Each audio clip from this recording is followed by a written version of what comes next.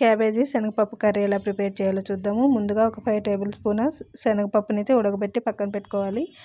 ఒక కుక్కర్ పెట్టుకొని అందులోకి ఆయిల్ వేసుకొని ఆనియన్, కరివేపాకు అలానే టమాటా వేసి బాగా వేగిన తర్వాత కొంచెం సేపు వేయించుకోవాలండి. ఇందులోకి కట్ చేసుకొని పెట్టుకున్న క్యాబేజీని అయితే వేసుకోవాలి.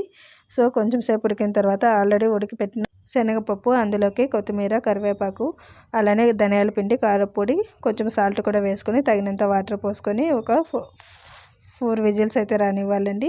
సో ఫైనల్గా మనకైతే క్యాబేజీ శనగపప్పు కర్రీ అయితే రెడీ అయింది. ఇదైతే చపాతీ అలానే వైట్ రైస్కి కూడా చాలా మంచి కాంబినేషను. వేడివేడిగా సర్వ్ చేసుకున్నాం అనుకోండి చాలా టేస్టీగా ఉంటుంది.